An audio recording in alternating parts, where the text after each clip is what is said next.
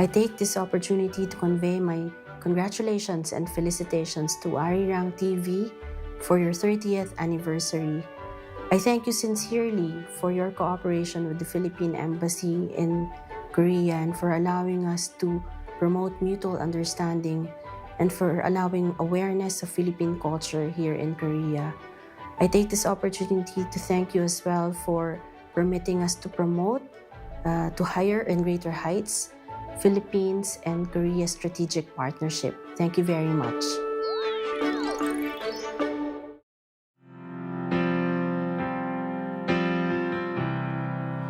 내 곁에 있어줘 내게 머물러줘 네 손을 잡은 나 놓치지 말아줘 이렇게 네가 한 걸음 멀어지면 내가 한 걸음 더 가면 되잖아 그런 위로도 나의 줄 수 없지만 아무런 희망도 내 되어줄 수 없지만 그냥 함께 가보자 어떤 길이라도 나와 함께 가줄래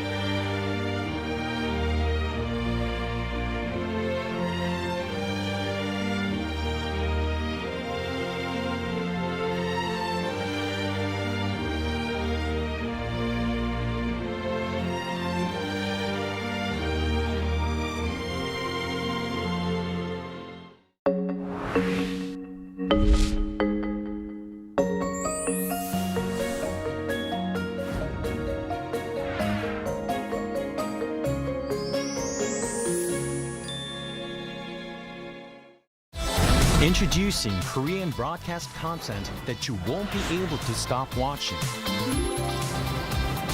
For weary modern souls, Dr. Romantic, the quirky genius doctor of Puldam Hospital, prescribes heartwarming tales of humanity. A couple together for 7 years sees their rose-tinted glasses shatter. Can they keep their relationship alive? Discover the raw stories of youth, work, and love. Beyond what social media can show, experience the vibrant Korea through its hidden gems. Mama, the ultimate K-pop festival for global fans. Find your star in a feast of trendy music and electrifying performances. Now, the whole world enjoys it together.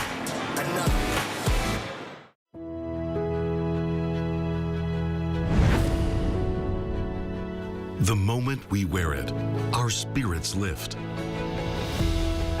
It helps us grow strong, in body and in mind. As we wear it, we learn patience and respect. The belt system motivates students to strive harder and continue growing. This uniform shapes movement into grace and turns performance into something thrilling. Now, embraced around the world, Taekwondo shares our culture, philosophy, and values with pride and spirit. Though it may seem simple, this uniform holds your passion and your journey. It belongs to Taekwondo. Wear the extraordinary. Be with Taekwondo.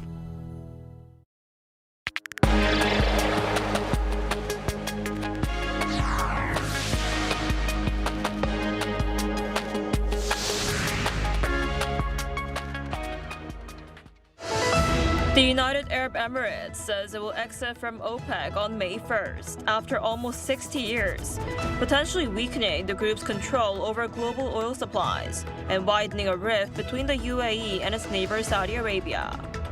Global oil prices climbed above $100 a barrel, and U.S. gas prices also rose to their highest level in around 4 years. U.S. President Donald Trump has claimed that Iran has informed Washington it's in a state of collapse. This comes amid reports that the U.S. leader is dissatisfied with Iran's latest proposal, stalling peace talks. An appellate ruling is expected this afternoon for former South Korean President Yoon, who was sentenced to 5 years in prison by a lower court for obstructing official duties. This comes a day after an appeals court increased the sentence for his wife, Kim Keon Hee, to 4 years in prison on corruption charges. Hello and thanks for joining us on Arirang News. We begin this morning with the United Arab Emirates deciding to leave OPEC in May after nearly 6 decades. Analysts say that while the announcement will not have an immediate impact on global energy supply, it could help lower oil prices after the war if the country increases its production capacity. This comes as global oil prices continue to climb, rising above $100 a barrel. Our Lee Seung-jae starts us off. The United Arab Emirates has announced it will leave the OPEC and OPEC Plus groups on May 1st, ending nearly 60 years of membership in one of the world's most influential oil alliances. UAE officials say the move is aimed at supporting the country's long-term strategy to meet rising global energy demand following significant investments to expand its oil production capacity. The decision signals a shift in priorities as the country looks to operate more independently in the global energy market. The departure of the UAE, a key and long-standing member, could disrupt the balance within OPEC. The group has historically worked to present a unified front despite internal disagreements over geopolitical tensions and production quotas. Analysts say the exit may weaken cohesion within the cartel and raise questions about future coordination among major oil producers. UAE Energy Minister Suhail Mohammed Al-Mazrouei said the decision followed a thorough review of the country's energy strategy. He also confirmed that the UAE did not consult with other member states, including heavyweight producer Saudi Arabia, before making the announcement. Markets reacted quickly with oil prices surging. Overnight Brent crude, the global benchmark, rose 2.5% to just over $104 a barrel, while U.S. West Texas Intermediate climbed nearly 4% to around $100 a barrel. U.S. gas prices have also climbed to their highest level in 4 years, averaging $4.18 per gallon, as stalled peace talks involving the United States, Israel, and Iran continue to weigh on global energy markets. The last time prices topped this level was April 2022, following the Russian invasion of Ukraine, and current prices are now about $1 higher than a year ago. Lee Seung-jae, Arirang News. U.S. President Donald Trump claimed that Iran has told Washington it's in a state of collapse. This comes as tensions remain high over the Strait of Hormuz and stalled negotiations. Our Cho Young-eun reports. In a post on Truth Social on Tuesday, U.S. President Donald Trump wrote that Iran had just informed us that they are in a state of collapse. He added that Tehran wants Washington to reopen the strategic waterway as soon as possible while they try to figure out their leadership situation. Trump did not explain how the message was delivered or who conveyed it, and Iranian officials have yet to publicly respond. His remarks come amid reports that he is dissatisfied with Iran's latest proposal on reopening the Strait of Hormuz. According to reports, Tehran has offered to reopen the key shipping route if Washington lifts its blockade on Iranian ports, while leaving nuclear-related issues off the table. The U.S. has maintained pressure on Iran since April 13, when Washington imposed sweeping restrictions on Iranian vessels navigating the key shipping route. Meanwhile, President Trump's approval rating has fallen to its lowest level since returning to office. A Reuters and Ipsos poll completed on Monday showed Trump's approval rating at 34%, down from 36% in the previous survey conducted a week earlier. The figure marks a decline from January 2025, when 47% of Americans approve of his performance at the start of his second term. According to Reuters, Americans are increasingly dissatisfied with Trump's handling of rising living costs in the conflict with Iran. Only 22% of respondents approve of Trump's handling of the cost of living. The pressure on households from rising prices is fueling concerns among Republicans that they could lose control of the U.S. Congress in November's midterms. 조영은, Arirang News. An appeals court ruling is set to be delivered on Wednesday in the case against former President Yoon Suk-yeol, who faces charges including obstruction of official duties and abuse of power. In the first trial, Yoon was found partially guilty of blocking the execution of an arrest warrant by the Corruption Investigation Office and for procedural violations tied to his declaration of emergency martial law. He was sentenced to 5 years in prison.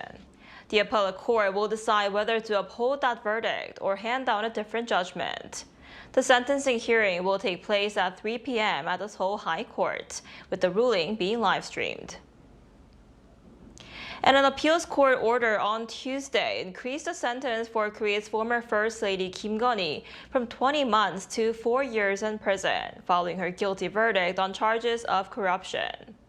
The Seoul High Court overturned parts of the lower court ruling, finding her guilty of involvement in a stock price manipulation scheme and accepting illicit luxury gifts linked to the Unification Church. The court said Kim provided accounts and funds used in manipulating stock prices and recognized all charges related to gift-taking as bribery involving implicit solicitation. However, she was acquitted of allegations related to receiving free opinion polls from broker Yoon, the same as the lower court. Kim's legal team says it will appeal the ruling to the Supreme Court. President Lee Jae-myung is pushing to broaden Korea's diplomatic reach beyond its traditional partners. At a cabinet meeting on Tuesday, the president emphasized deeper engagement with the Global South. Our Blue House correspondent Song Yoo-jin reports. President Lee Jae-myung has stressed the need to broaden South Korea's diplomatic outreach to the Global South following his recent trip to India and Vietnam. 변화의 물결 속에서 안정적 성장 동력을 확보하려면 특정 지역에 대한 지나친 의존도를 낮추고 우리의 선택지를 꾸준히 늘려가는 전략적이고 유연한 국익 실용 외교가 절실합니다. Chairing his first cabinet meeting since the trip on Tuesday, President Lee said the war in the Middle East is reshaping the global economic and security landscape and called for a more strategic and flexible diplomatic approach. Tuesday's meeting reviewed the outcomes of Lee's state visits with a particular focus on strengthening economic ties with India. 어쨌든 미국, 유럽, 중국에 편중돼 있는 게 현실인데 인도는 지금 세계에서 제일 인구도 많고 14억 6천인가 7천만이라고. 근데 이게 이제 기업들이 독자적으로 진출하기에 초기에는 부담이 사실은 있는데 이 정부 간 협력이 되게 크게 도움되잖아요. Lee's summit with Indian Prime Minister Narendra Modi resulted in an agreement to establish a ministerial-level Korea-India Industrial Cooperation Committee, along with an MOU to support cooperation between the two countries' small and medium-sized enterprises. In the case of our ministry, one deputy director covers 5 to 6 countries, including India. Despite India's importance, our current institutional capacity remains limited. We need to strengthen our governance framework to reflect India's strategic significance. At the same time, President Lee underscored the importance of maintaining stable ties with traditional partners. He urged resolving pending issues based on mutual respect and shared principles while building forward-looking relationships. The president didn't mention specific countries, but his remarks come after the U.S. reportedly restricted intelligence sharing with Seoul on North Korea following the unification minister's disclosure of the regime's nuclear facility in Kusong. Song Yoo-jin, Arirang News.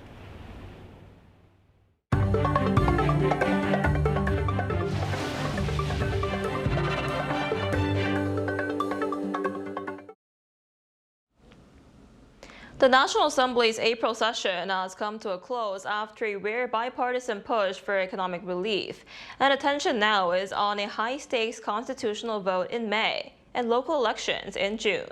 Our political correspondent Moon Ye-ryun has more.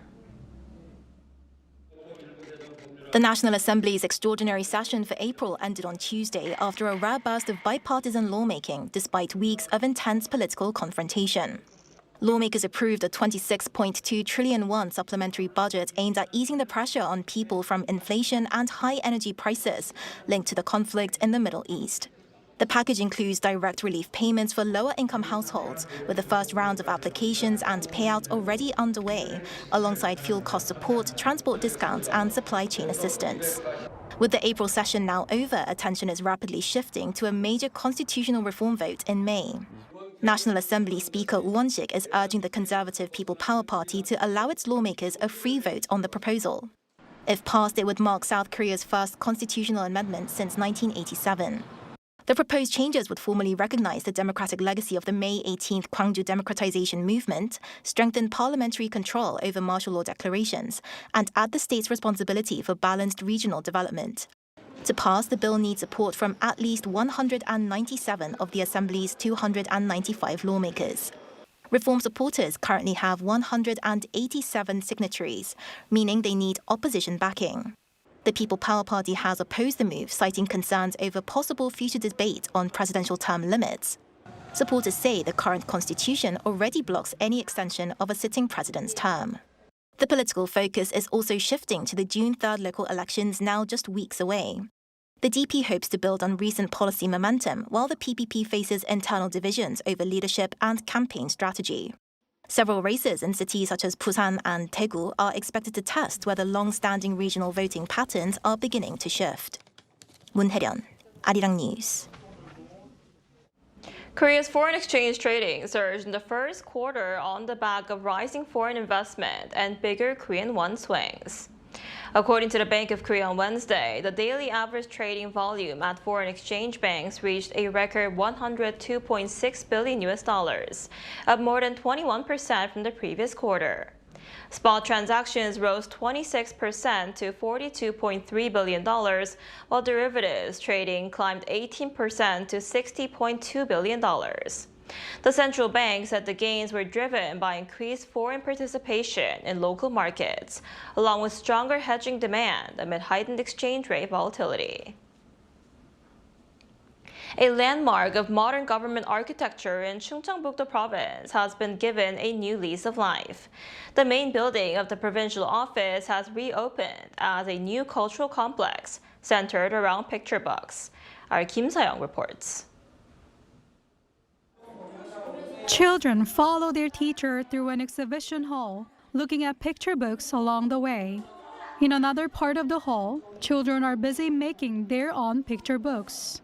There are cozy reading areas where young visitors can gather and read together, while bookshelves are full of picture books that immediately catch the eye. Most libraries keep picture books together in one section, but here the books are everywhere, so it feels much more fun. What was once the formal main building of the Chungcheongbuk-do Provincial Office has been transformed into a warm and inviting picture book library. Originally built in 1937 during Japanese colonial rule with donations from local residents, the building has now reopened as Picture Book Garden 1937. The most distinctive feature is that the building, designated as Registered Cultural Heritage Number 55, was neither demolished nor significantly altered.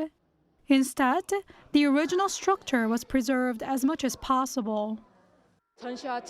We wanted to create a place where exhibitions, hands-on experiences, and education could all come together.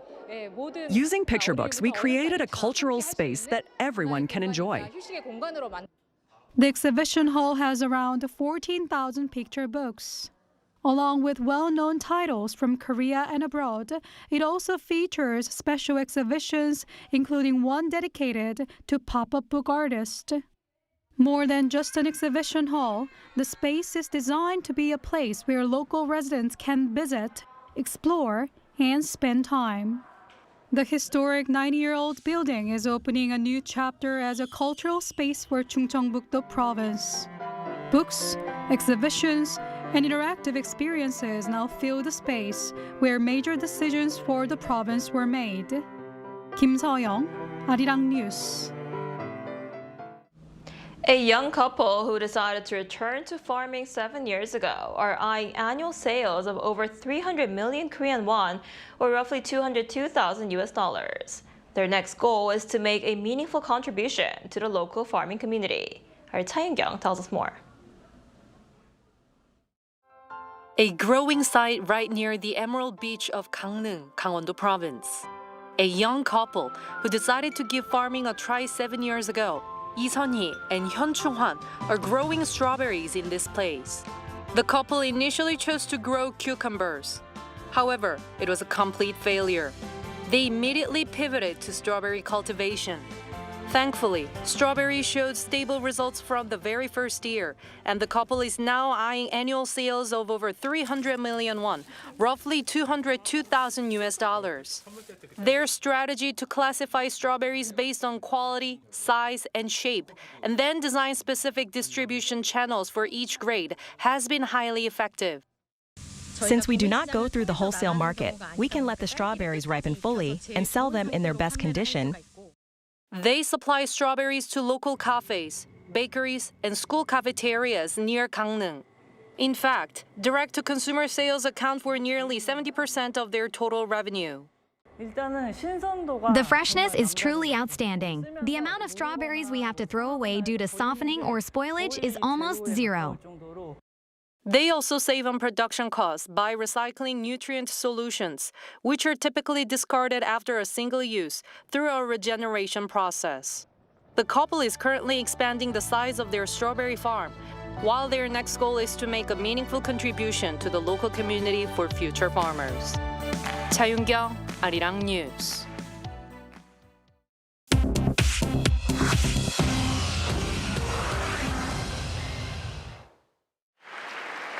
This is The World Now, bringing you everything you need to know from around the globe.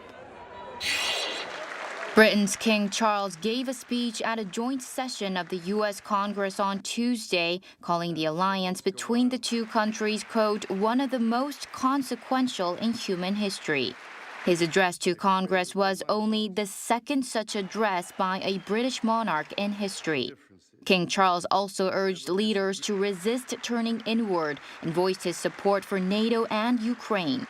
Trump met Charles privately in the Oval Office on Tuesday, calling the meeting really good. A state dinner followed at the White House that evening. Elon Musk testified on Tuesday in his lawsuit against OpenAI.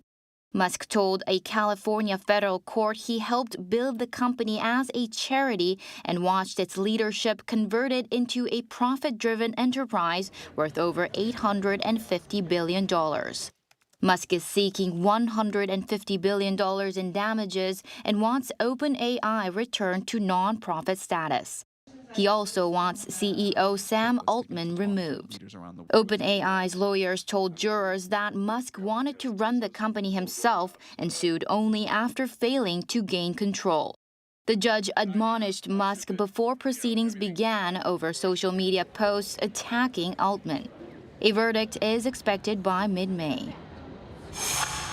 In Greece, an 89-year-old man wounded at least 4 people on Tuesday after opening fire at 2 government buildings in central Athens before police arrested him over 200 kilometers away near the city of Patra.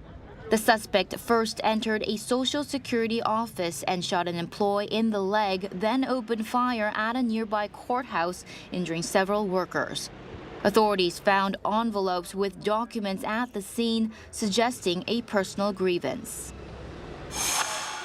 U.S. pop star Taylor Swift has filed trademark applications with U.S. Patent and Trademark Office covering 2 audio recordings and a staged photograph, a move that legal experts say is designed to protect her spoken voice and likeness from AI-generated deepfakes. Current copyright law does not cover AI content that mimics a voice without copying an original recording, a gap these filings on Friday aim to close. Taylor Swift's spoken voice and image have previously appeared without consent in fake advertisements, fabricated political endorsements, and explicit AI-generated material. Chu Ji-hyun, Arirang News.